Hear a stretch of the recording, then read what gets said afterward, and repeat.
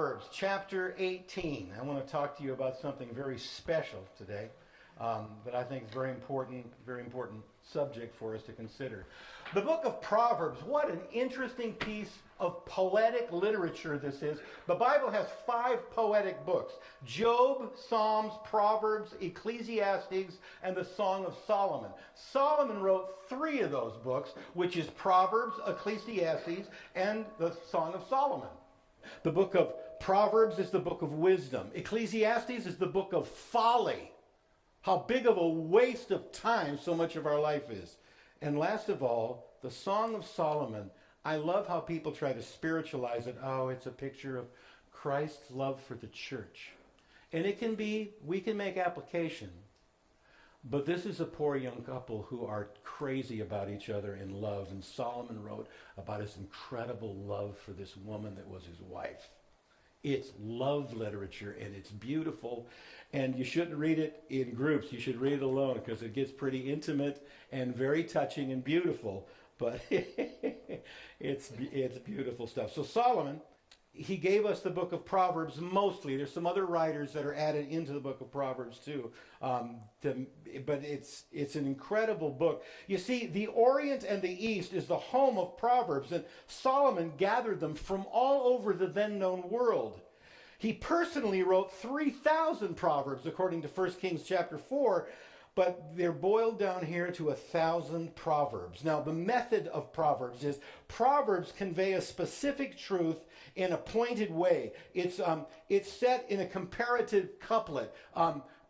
This does this, but this does that. It's set in simple, straightforward statements. They are short sentences drawn from long experience.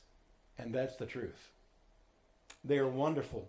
Now, when you're going to study Proverbs, you can't do a verse, but well, you can try. If you want to put everybody to sleep, you can do a verse-by-verse study of the book of Proverbs. And there is some structure to it, but not much. They are arranged Proverbs, some over certain subjects.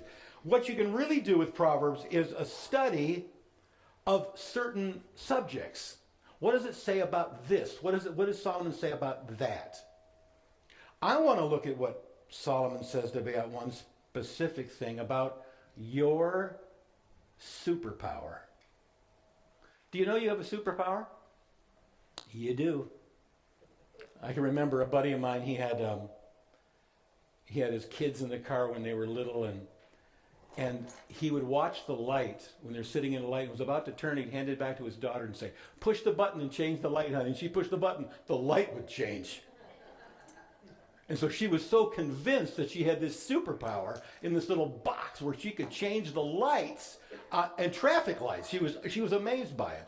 I remember how Myron's son Ryan, he was this little skinny, pasty-looking little kid. He's now running multinational companies across the world. The guy's incredible. When he was a little boy, they got him a Superman cape. You know that's not a good idea, because little boys think they have superpower when they put them on.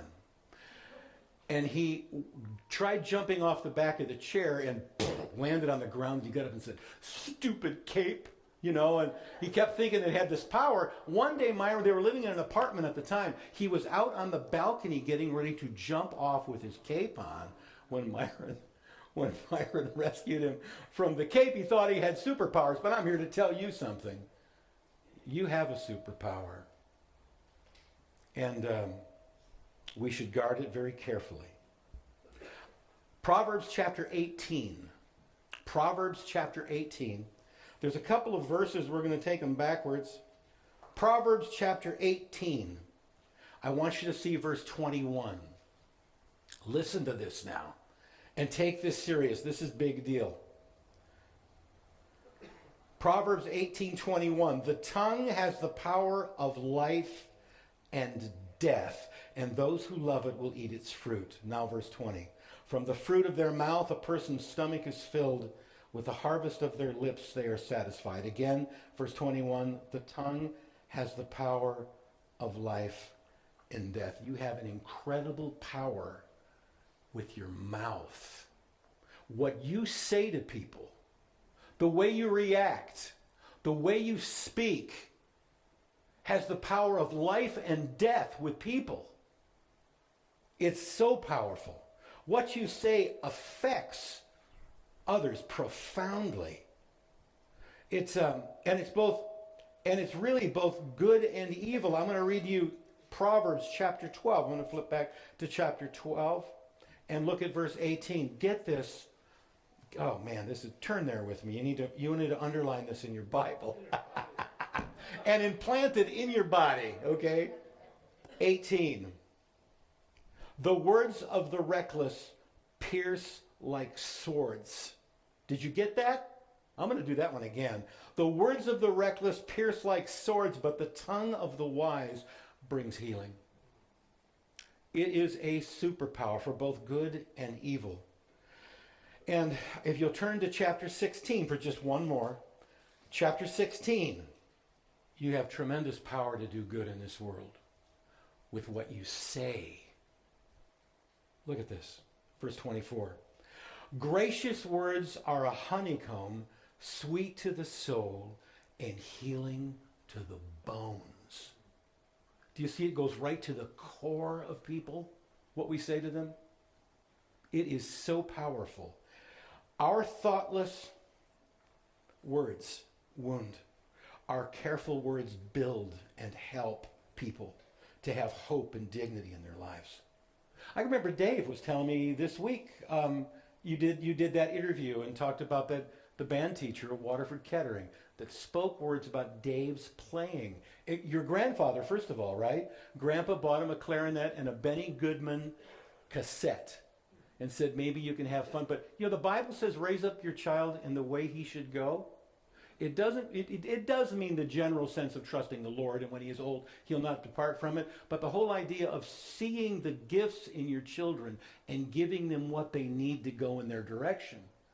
And with what they spoke into your life was powerful. We gave them permission to become they gave him permission to become who he is. And the evil words can damage our psyche, man. I have a friend of mine, he mows lawns, that's what he does. He's got quite a business, and he hides from everybody because he thinks he's worth absolutely nothing. He's convinced of it. He's sick right now. He hopes he dies to put him out of his wife's misery. He thinks, even though she adores him, he thinks she would rather have him dead. Where did this come from? Where did this kid get so wounded that now he's in his 60s? And still the squirrels are running around in his head? Oh, in a little white church out Andersonville Road. He was a little boy in a Sunday school class. And there was a little pastor's wife who hated children. And she was an angry, frustrated, mean old lady. And she taught the kids classes. And she would take him aside and tell him how he is no good and wasn't going to amount to anything. And he still believes it. God, the power that our tongue has is absolutely unbelievable. But it is an incredible power, but it's such an incredible power for good. So I've been working on my yard lately, I'm done. I don't care what falls out of those trees now. It's safe. They're on their own till spring, They're going to stay out there. They're going to be under the snow. I don't care about them. But while I was out there, I was so amazed at the gaggles of geese that would be flying overhead in that V formation, all going in the direction we all wish we could go, south, right? It's absolutely amazing when you realize that geese fly in that formation for a reason. They fly in that V formation because the bird, as he's flying, gives us a tremendous uplift in draft to the bird behind them. And they keep changing positions as they fly. The head bird keeps trading off for rest and giving one another lift on their journey. I don't know how they came up with this number, 71% farther range when they're flying in the formation instead of as a single bird. We're all flying in a V formation together in this world, and we can either help or we can hurt. It's very important. So, number one, we got some incredible power going on here. And here's something else I want to tell you. This thing is a powder keg too. I mean, this thing's a powder keg. I'm going to read to you from the book of James. Let's see what James says about this. Verse 2 of James chapter 3. We all stumble in many ways. Anyone who is never at fault in what they say is perfect, able to keep their whole body in check. Now get the description of the powder keg that we all sit on, that is ourselves. When we put bits into the mouths of horses to make them obey us, we can turn the whole animal. Or take ships for an example. Although they are so large and are driven by strong winds, they are steered by a very small rudder wherever the pilot wants to go. Likewise, the tongue is a small part of the body, but it makes great boasts. Consider what a great forest is set on fire by a small spark. The tongue is also a fire, a world of evil among the parts of the body. It corrupts the whole body, sets the whole course of one's life on fire, and is itself set on fire by hell. Man! Keep going. All kinds of animals, birds, reptiles, and sea creatures are being tamed and have been tamed by mankind, but no human being can tame the tongue. It's a restless evil, full of deadly poison. With the tongue we praise our Lord and Father, and with it we curse human beings who have been made in God's likeness. Out of the same mouth comes praise and cursing. My brothers and sisters, this should not be. Can both fresh water and salt water flow from the same spring? My brothers and sisters, can a fig tree bear olives and a grapevine bear figs? Neither can salt spring produce fresh water. Guys, this is a volatile powder keg that we are sitting on. Now, I've never been around firearms very much in my life. A lot of you have. A lot of you are experts, and that's neat. I'm intrigued by all that. But my dad learned how to use two things: a hammer and a gun. We were never around him. So it took Debbie's dad to teach me how to do stuff. My dad taught me a whole bunch of good stuff. But I mean the practical, fix it around the house kind of stuff. Debbie's dad did that for me. And we were never around guns. I got a bunch of police officer friends. They have arsenals that they've showed me, and I haven't really shot a gun very much in my life. But my cousin wanted me to have my Uncle Joe's favorite 1930 Winchester 12-gauge pump shotgun. And because it was his favorite bird gun, but it also, he had carved the forearm and the stock of it. He had carved them out of crotch walnut. They're absolutely a beautiful work of art, and she brought it to me. And I remember looking at it and holding it and thinking of the power of this gun. I mean, it can be used for great things. It can be used to get food, or it can be used to cause great damage. The tongue's kind of like that. It's a dangerous thing. I mean, so I remember being very careful with it and didn't know quite what to do. I felt awkward with it. It's in my buddy bought me a gun safe. Oh, you got a gun now, you got to have a gun safe. Got a lot of good papers and stuff in there, and a couple of guns. But anyhow, I put the shotgun away, and I got a bunch of shells in there in case we're ever raided, I guess.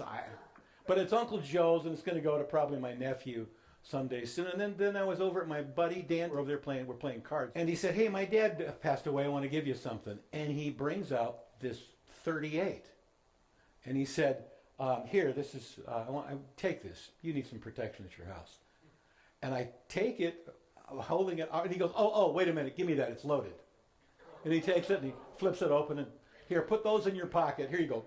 Okay, you're good now. Go ahead. So I want you to know something, guys. This is loaded. It's a powder keg, and it can do such devastation in the lives of the people that we think we love. And it's time for us to learn to control our mouths. You guys do a great job, but I'm just teaching the general thing here today, okay? Jerry said something really funny this week. He said, "It took 2 years for me to learn to speak. It's taken 60 years for me to learn to shut up." Is that great? And there you go. There it is. It's a great power. It's a great powder keg. And I just want to ask the question, what lights the fuse of us using our mouths wrongly? Let's just think of a couple things quickly. First of all, if you're tired, let me tell you, if you're run down, be quiet. Because somebody will bump you the wrong way. Sometimes a lot of men carry this. Well, I just tell it like it is. You know, I don't candy coat it. I just tell it like it is. That is a great way to say, here, I'm about to abuse you, so get ready. Brace yourself. I'm about to try to destroy you with my words. Would you quit that? Because you're lighting the fuse and you think it's virtuous. It's not virtuous. It hurts people. It's damaging. If you're tired, anyhow, speaking when we are not in the right frame of mind, it's time to be quiet, okay? Don't speak out of being tired. You know, you can get angry, and being angry is a tough deal. I'm going to go to James chapter 1, just back from where we were just reading, James chapter 1. Verse 19, we read it a couple of weeks ago. My dear brothers and sisters, take note of this. Everyone should be quick to listen, slow to speak, and slow to become angry, because human anger does not produce the righteousness that God desires. If you're angry, be quiet. Don't speak. It's not the time for your righteous indignation. And another one would be also self-righteousness. You know, every Christian has to live at the foot of the cross of Jesus all the time, because the only reason you are who you are and whatever improvement you've made in your life, it's all happened because of Jesus, not because of you. And if we think we did this ourselves, we'll start looking down on other people. Whitefield and Wesley, those are two heroes of mine. You probably wouldn't know them. They were preachers during the Great Awakening of the 1740s. I love these guys. One day, Whitefield and Wesley are walking down the street in London, and there is a poor, pitiful drunk in a putrid gutter passed out. And Wesley said, "Look at that." And Whitefield said, "Brother, if not for the grace of God, there go I." We got to stay there. Being self-righteous is one of the most dangerous things that can ever happen. Those things light the fuse. What lights your fuse? Do you struggle with your sugar levels, with your blood pressure levels? There's so much we got to know about ourselves, because we are about to do something really dumb. I'm the master of that. So, I also want to say this to you. How your life is going to go is what comes out of your mouth. Now listen, I know there are these prosperity preachers out there that say that we create our own reality by what we say. You just name it and claim it. That's Christian Science. It's a cult teaching. It's not Christian. But the way you speak really sets your life on a particular course. I'm going to go back to Proverbs. I'm going to read this again. The tongue has the power of life and death, and to those who love it will eat its fruit. Now get this.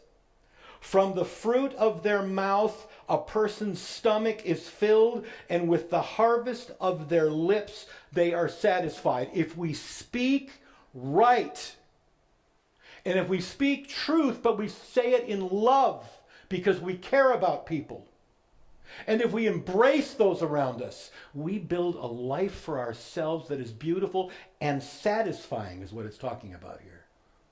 The fruit of it can be just beautiful.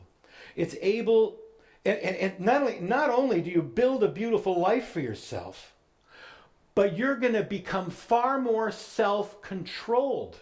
James told us, when we went back and read in chapter 3, in verse 2, it says, whoever can control their tongue is able to control their whole body. Are you having trouble with behavior issues? Start with this. If you start with this, it'll change everything for you. It's powerful. The great Pickles and I went for a walk this morning in the cold. And a picture came to my mind of Larkin. You know, he's a sinner like all of us.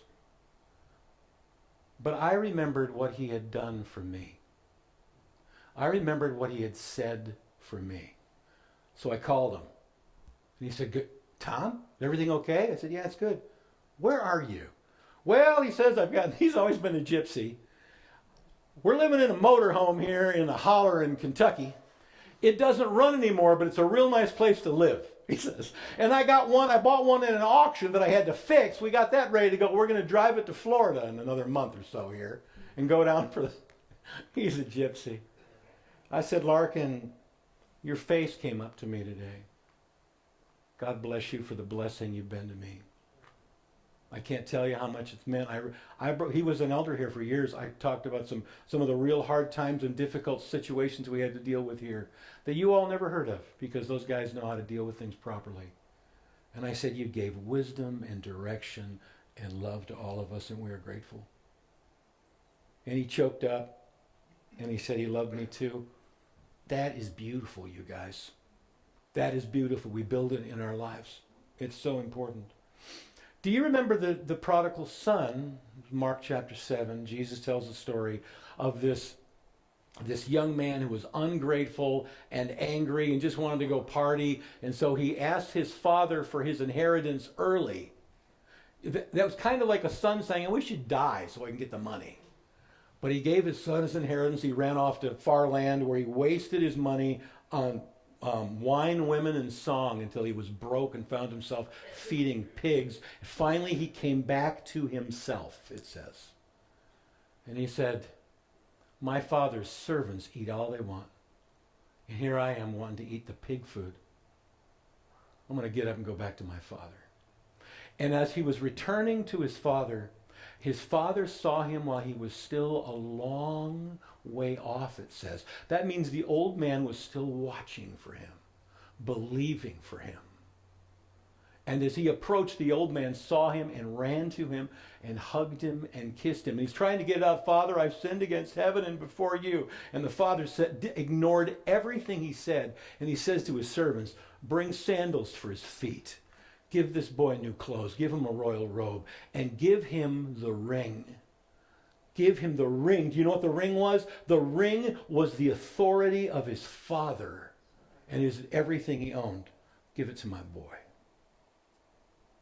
And the father never said anything except, "This is my son who was dead and has come back to life for me." There was no accusation. There wasn't, "Yeah, it's about time. Yeah, thought you could do it, huh?" None of that. The father's lips are very important. So I want to close this today with a video from Billy Graham's funeral from 4 years ago. The daughter, Ruth Graham, and I know Billy's wife was named Ruth. They also named a daughter Ruth, after Ruth, precious girl. She had some trouble in her life, and at the funeral, she flat told him the truth about her relationship with her dad. I want you to see this. Will you roll that, guys? Thank you. I want to thank each one of you for being here today, from those in the very back here in the tent to the very front row. We are blessed and honored that you are here. Thank you. And I have learned this week, as never before, that everybody has a Billy Graham story. And even this week, President Trump told us about his Billy Graham story. As a little boy, his father took him to Yankee Stadium to hear my father preach. And he said, "This is a big deal." Little did they know that their paths would cross many, many years later. But I have my own Billy Graham story, so I'm going to tell you that one. And I've told it many times, and some of you have maybe heard it many times. But it bears repeating because, to me, it speaks to the essence of who my father was and is. After 21 years, my marriage ended in divorce. I was devastated. I floundered. I did a lot wrong. The rug was pulled out from under me. My family thought it'd be a good idea for me to move away, to get a fresh start somewhere else.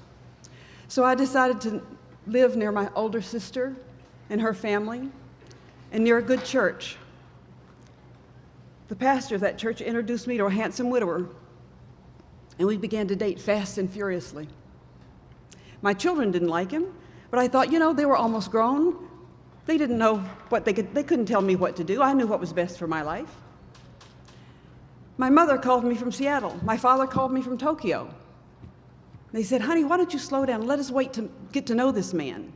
They had never been a single parent. They had never been divorced. What did they know? So being stubborn, willful, and sinful, I married this man on New Year's Eve. And within 24 hours, I knew I'd made a terrible mistake.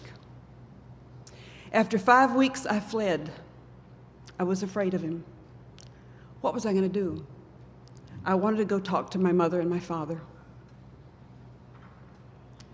It was a 2-day drive. Questions swirled in my mind. What was I going to say to Daddy? What was I going to say to Mother? What was I going to say to my children? I'd been such a failure. What were they going to say to me? We're tired of fooling with you. We told you not to do it. You've embarrassed us. And let me tell you, you women will understand you don't want to embarrass your father. You really don't want to embarrass Billy Graham. And many of you know that we live on the side of a mountain. And as I wound myself up the mountain, I rounded the last bend in my father's driveway, and my father was standing there waiting for me.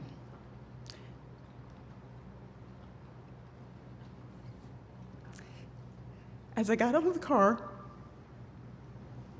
he wrapped his arms around me and he said, "Welcome home." There was no shame, there was no blame, there was no condemnation, just unconditional love. And you know, my father was not God, but he showed me what God was like that day. When we come to God with our sin, our brokenness, our failure, our pain, and our hurt, God says, "Welcome home." And that invitation is opened for you. Thank you, and God bless you. So I've got an assignment for you. Do you want that to be said at you at your funeral? It's what I want to be said. That they had the eyes of God, the heart of God. They saw my brokenness and loved me instead of throwing me away. So I want you to do something this week. I want you to find a quiet spot and sit down and talk to yourself about your triggers. You know there's unresolved stuff where you've had those angry conversations with people, where you said things you shouldn't. I want you to think about them and say, what triggered that? Was it my anger? Is there a health problem here? What is it? And then ask yourself, how do I go about fixing this? It's not hard to fix it, you guys. You just have to own up and fix it, and then go on and realize the power that you have, how you're sitting on a powder keg. This needs to be treated with great respect and care. And then realize you can build your own life with the words of your lips. You think about that. Let's stand together to pray, shall we? Let's stand together. Father, thank you for these wonderful reminders. You know, it's just, our world just pours forth the angriest, most awful speech. And it's so easy for us to fall into the same thing. Help us to measure our words. As the Apostle Paul wrote, that we should consider what we're saying, that it might benefit those who hear. Help us, Lord. Thank you for your people. And Lord, of any loving group, I've never known one like this one. I thank you. They've taught me so much of this. But all of us need to be reminded of it. We ask for your blessing in Jesus' name. Amen. God bless you all. Have a great week. You got that snowblower fired up yet? Filled up or anything? Get ready. I'm just here to warn you. I am a prophet, and it's going to happen. Yes, somebody raising their hand, Steve? It's snowing now, he says. We're going to sing one, and then we'll go home. God bless you all. Light the fire. Thank you for listening. If you would like to support Community Bible Church, we would appreciate your prayers and gifts. We can be reached at Community Bible Church, 1888 Crescent Lake Road, Waterford, Michigan, 48327, or at our website, www.cbcmi.com. We'd appreciate your gifts. We know that many can't give right now, so if you would, you'd be a great blessing to your brothers and sisters. God bless you. Have a great day.